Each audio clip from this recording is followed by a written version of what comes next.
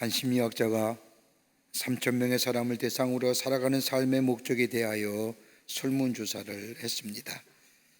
설문조사를 해본 결과 3천 명의 사람 가운데 약 94%의 사람이 공통적으로 대답한 말이 있는데, 그것은 다름이 아니라 나의 삶의 목적은 기다림에 있습니다.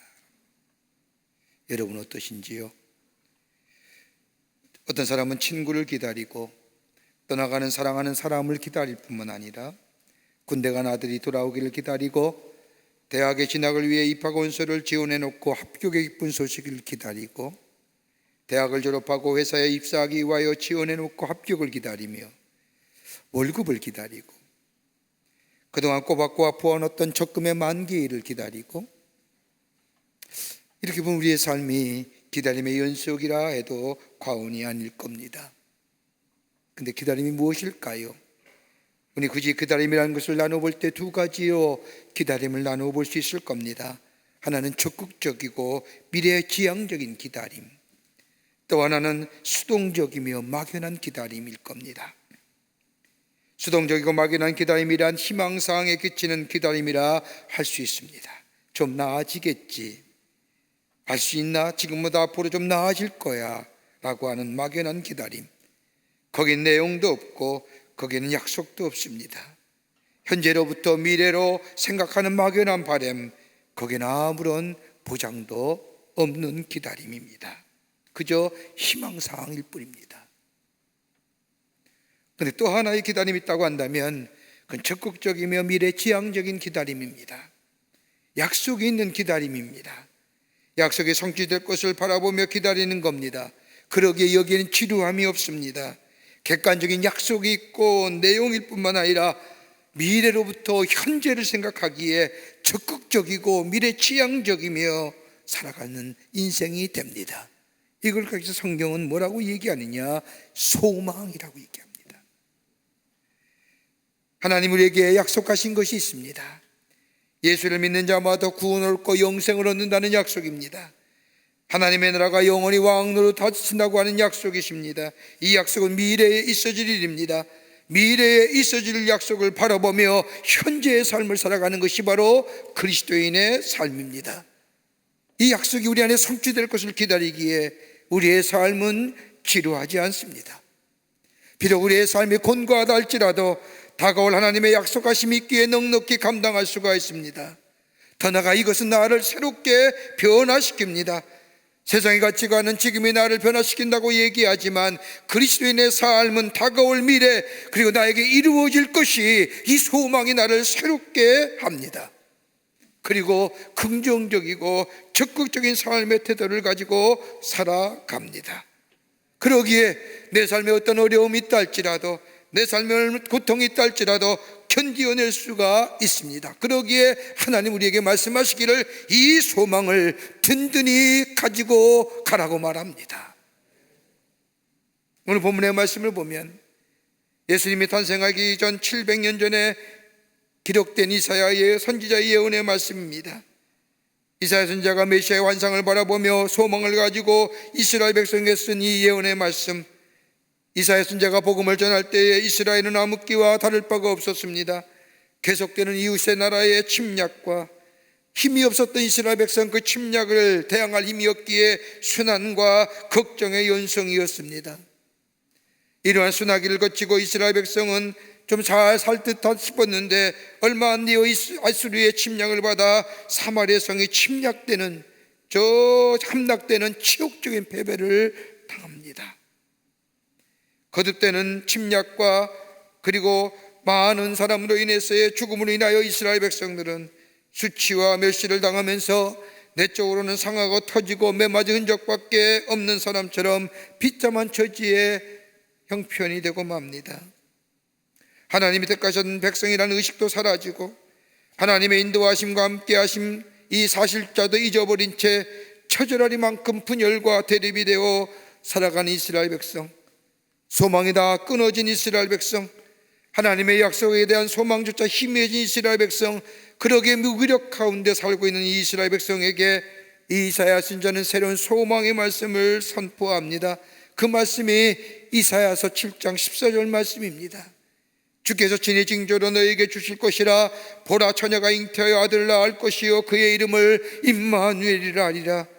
우리에게 다가올 이 메시아, 우리에게 다가올 이 주님은 우리와 함께 하시는 주님, 우리와 동행하시는 주님이라고 하며 메시아의 탄생을 예언합니다.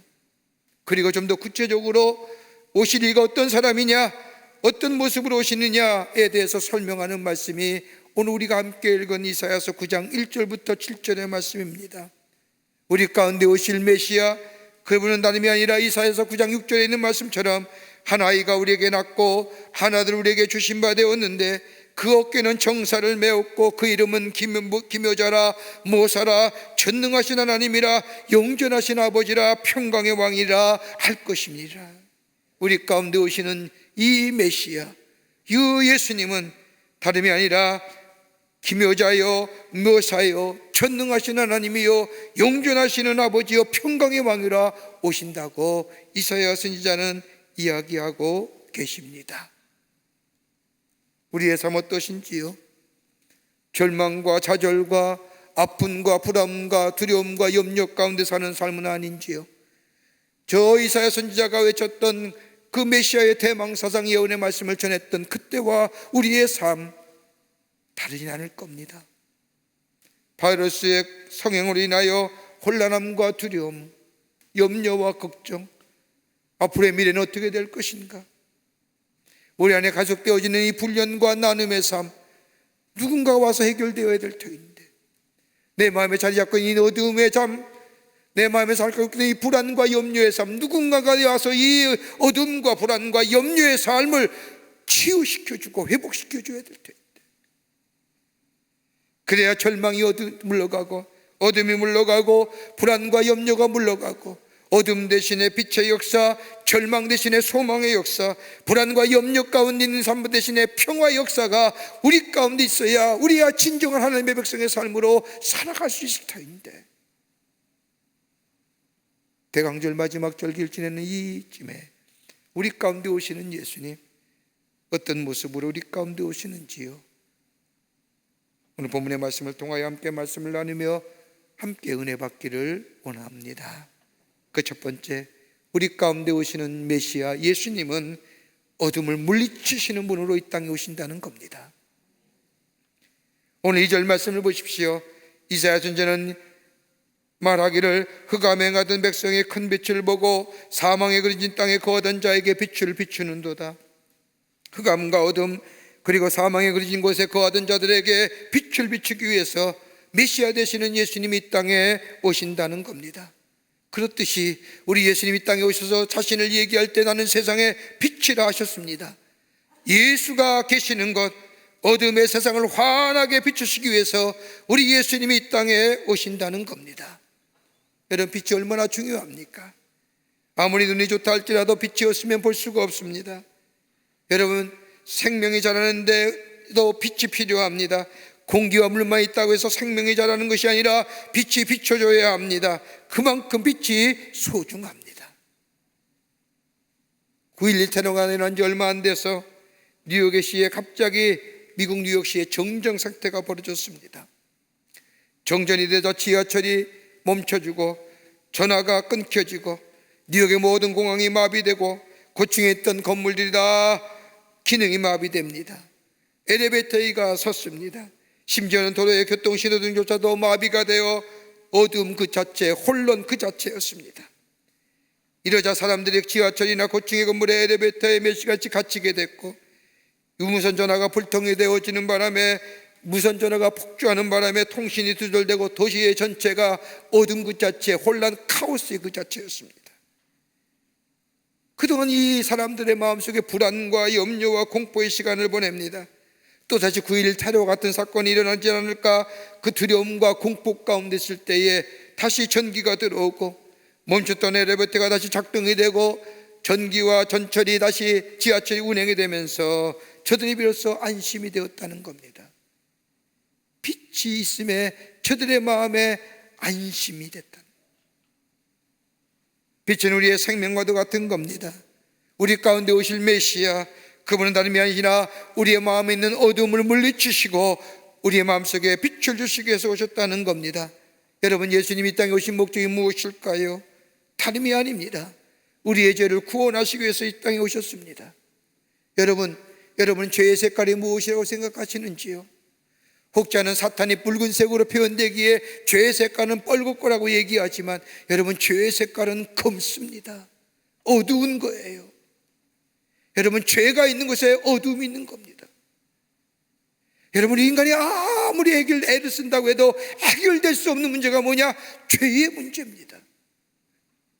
아무리 씻어지지 않는 우리의 죄, 우리 안에 깊게 자리 잡고 있는 이 죄성의 문제, 더 나아가 우리의 마음속에 평화와 평강의 삶을 살아야 되는데 이 죄책감으로 인하여 늘 불안과 염려 가운데 살아가는 우리의 삶, 우리의 실존이 흔들리는 문제. 아무리 우리 이성과 경험이 많다 할지라도 우리 안에 감춘 이 죄와 문제와 죄성에 더 나아가 감추어진 죄의식의 문제, 이거 해결할 수 없는 문제라. 그런데 이 어둠 가운데 우리의 삶, 우리 예수님 우리의 마음속에 자리 잡고 있는 이 죄와 죄성과 죄성의 문제를 물리치고 이 어둠을 물리치고 밝은 빛을 주시기 위하여 우리 예수님이 우리 가운데 오신다는 겁니다. 빛으로 오시는 예수님. 여러분, 그러기에 이 주님이 계실 때 우리 마음에 평안이 넘치게 되고 죄의 문제가 되기에 우리의 마음속에 평안이 있고 평안이 있기에 우리 안에 기쁨이 있고 기쁨이 넘치기에 우리의 마음속에 감사와 감격이 있게 되고 이 감사와 감격이 있기 때문에 우리의 삶에 의욕이 넘치고 우리의 삶에 열정이 넘쳐나는 삶이에요. 우리 안에 어둠을 몰아치시고 빛을 주시기 위해서, 생명의 빛을 비추시기 위해서 우리 예수님이 이 땅에 오신다는 겁니다.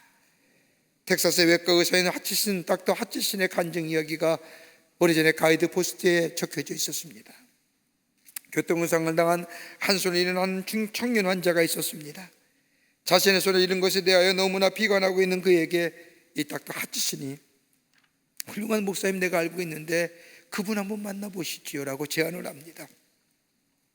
이 제안을 들은 청년은 이 닥터 하치슨에게 목사든 신부든 다 귀찮습니다. 난 그저 죽고 싶을 뿐입니다 라고 소리치릅니다.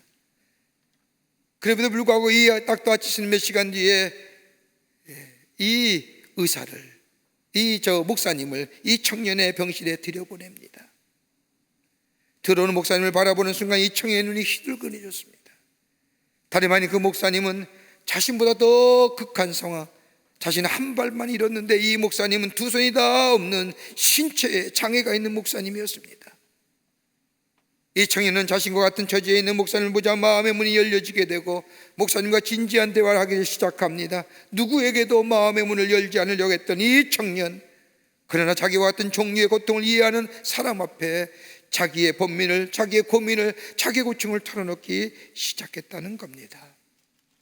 우리 예수님, 인간의 몸을 입으시고 이 땅에 오실 뿐만 아니라 우리와 똑같이 아픔과 외로움과 마음의 고통과 육신의 고생을 겪으실 뿐만 아니라 우리의 연약함을 아시고 우리의 마음의 상처를 아시고 우리의 갈등을 아시고 이로 인하여 우리의 영혼이 점점 어두워져가는 변해버린 우리의 삶, 이것으로부터 자유케 하시기 위해서 어둠으로 머물린 삶이 아니라 생명의 빛으로 인도할 뿐만 아니라 그 생명 속에 새로운 생명의 역사를, 창조 역사를 하게끔 하시기 위해서 우리 주님이 이 땅에 오신다는 겁니다.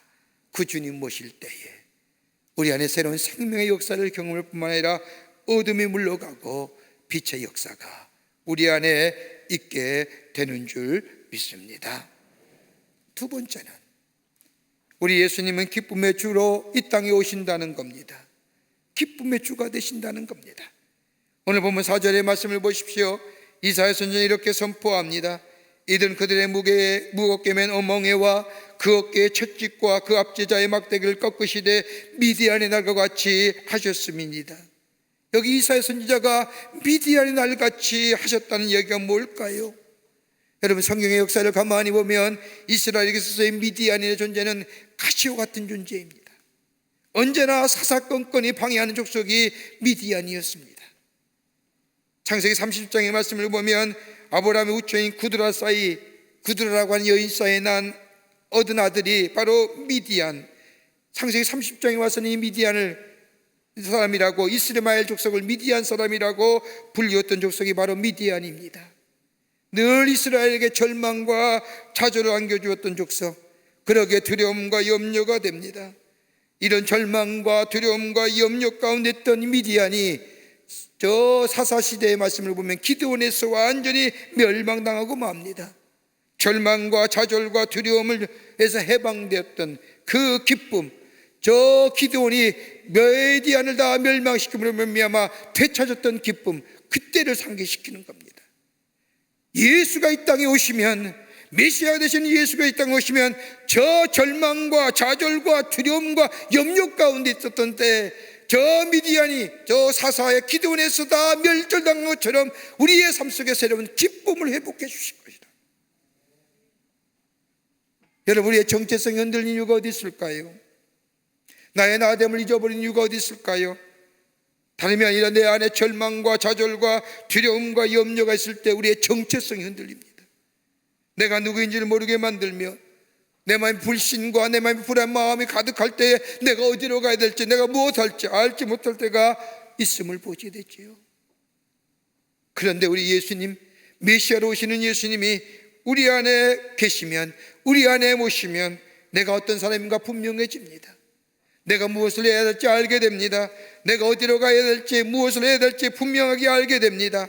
그러기에 이 안에 기쁨이 있고 이 안에 행복이 있으며 이 안에 불안과 염려가 다 사라지며 두려움과 절망이 사라지는 역사, 바로 이 기쁨을 주시기 위해서 우리 예수님이 이 땅에 오신다는 겁니다. 그러기에 우리 기독교를 가리켜서 기쁨의 종교라는 이유가 바로 여기에 있습니다. 그러면서 오늘 성경 말씀을 보십시오. 오실 메시아는 좀 더 구체적으로 어떤 일을 행하는가를 이사야 선지자는 이스라엘 백성에 선포하는데 그 말씀이 6절의 말씀에 나옵니다. 이는 한 아기가 우리에게 낳고 한 아들을 우리에게 주신 바 되었는데 그 어깨는 정사를 메었고 그 이름은 기묘자라, 모사라, 전능하신 하나님이라, 영존하신 아버지라, 평강의 왕이라 할 것입니다. 우리 가운데 오시는 이 예수 그리스도, 기쁨의 주님, 메시아 되시는 이 예수님, 구체적으로 어떤 모습으로 우리 안에 계시는가 이사야는 예언의 말씀을 통하여 얘기합니다. 그 첫 번째가 뭐냐? 기묘자라, 기묘자와 묘사라 하시는 거예요. 이 말씀은 다름이 아니라 감히 우리가 생각하지 못할 놀라운 계획을 갖고 계시고 놀라운 지혜를 가진 분으로 우리 가운데 오신다는 겁니다. 또 하나, 우리 가운데 오실 예수님 어떤 분이냐? 전능하신 하나님이라는 겁니다. 모든 것을 가능케 하시는 예수님, 마치 저 복음서에 나오는 것처럼 물을 포도주로 변하게 하시는 예수님, 바다 위를 걸으시는 예수님, 모든 질병의 치료자가 되시는 예수님, 슬픔이 변하여 기쁨이 되게 하시는 그 예수님, 저 사절과 절망을 소망으로, 실패를 성공으로 바꾸시는 예수님으로 우리 가운데 오신다는 겁니다. 그러기에 그 주님을 모시는 자, 저 빌립보에서 사도 바울이 고백한 것처럼 내게 능력 주시나 내가 모든 것을 할 수 있다고 하는 고백처럼 주 안에 내가 계시기에 넉넉히 승리하는 삶으로, 이기는 삶으로 인도해 주시는 하나님의 백성의 삶으로 살아가게 해 주신다는 겁니다. 더 나아가 오늘 성경 말씀을 보십시오. 영존하신 하나님으로 이 땅에 오신다는 겁니다.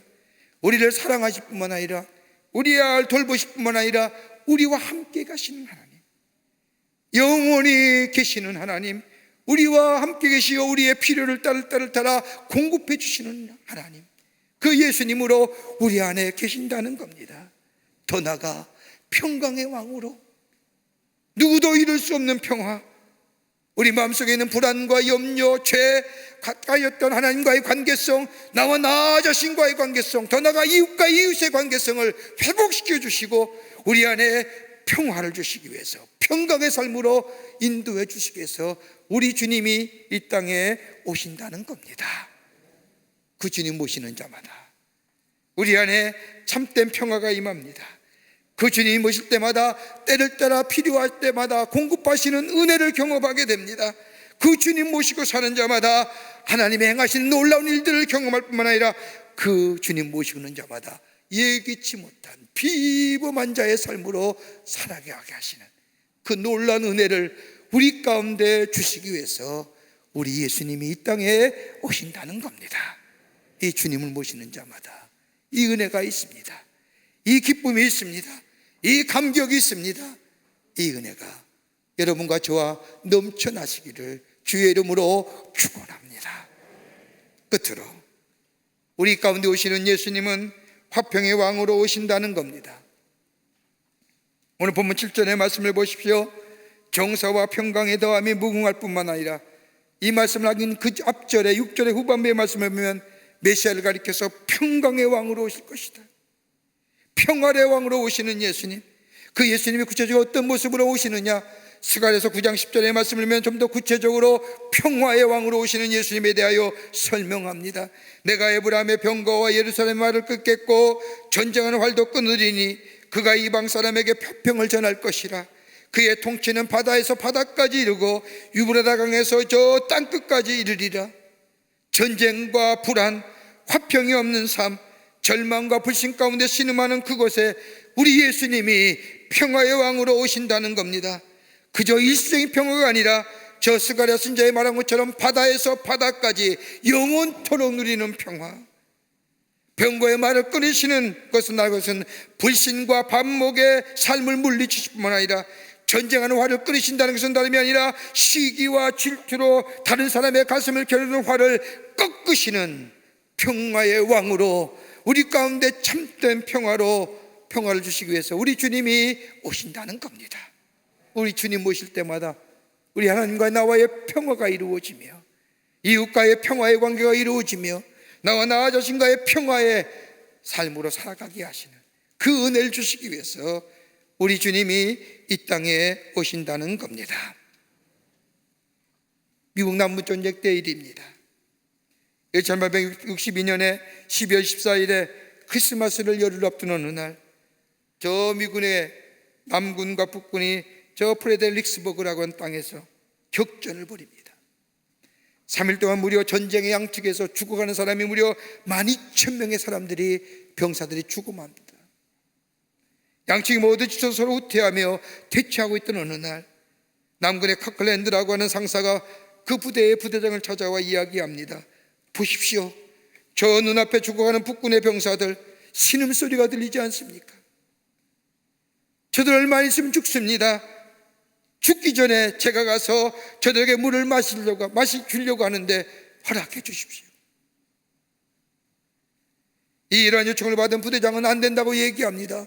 가면 죽는다고 얘기하며 안 된다고 거절합니다. 자살행위라고 하지 말라고 얘기합니다. 이렇게 허락하지 않자 무려 5번이나 찾아가며 마지막에는 예수 그리스도의 십자가의 예를 들면서 저 고난받는 자에게, 저 죽음으로 죄로 인하여 죽어가는 자를 구원하신 것처럼 죽어가는 저 사람에게 물하금 줘야 된다고 간청하자 이 부대장은 감동하여 허락합니다. 거꾸로는 무기도 없이 물통 10개를 어깨에 메고 진지 밖으로 뛰쳐나가 북군 진영으로 내들립니다. 그리고 쓰러진 북군의 병사들을 찾아가며 깨워가며 물을 마시게 합니다. 그럴 쯤에 갑자기 북군의 진영에서 크리스마스 캐롤이 들립니다. 이 노래 소리를 들은 남군의 진영에서도 같이 노래를 부릅니다. 얼마 전까만 해도 피비린내 나는 싸움 벌였던 양측에 함께 캐롤을 부르며 누구라고 먼저 라고 할 것 없이 서로 진영에서 나와 서로 어깨를 하지하며 함께 기쁨의 찬양을 부릅니다. 기쁘다 구주 오셨네. 절망과 좌절, 죽음의 냄새나는 자리가 더 이상 절망과 좌절과 죽음의 냄새나는 자리가 아니라 희망과 소망과 생명이 움트는 자리로. 누구 때문이요? 예수의 오심이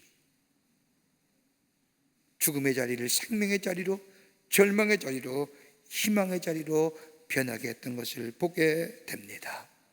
그 주님이 우리 가운데 오십니다.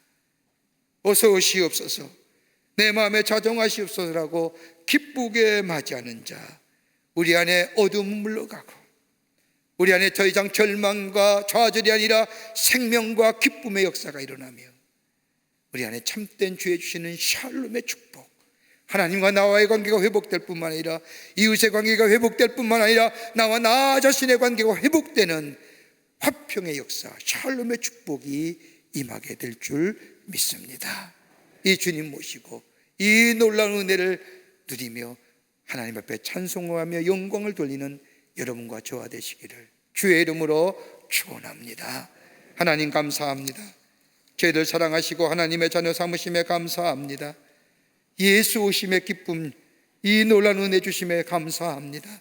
우리 가운데 오시는 주님 모시고 참된 생명과 더불어 기쁨과 그리고 참된 화평을 누리는 하나님의 백성의 삶으로 살아갈 수 있도록 은총 허락하여 주시옵소서. 성령이 도우실 줄 믿으며 예수님의 이름으로 기도하옵나이다. 아멘.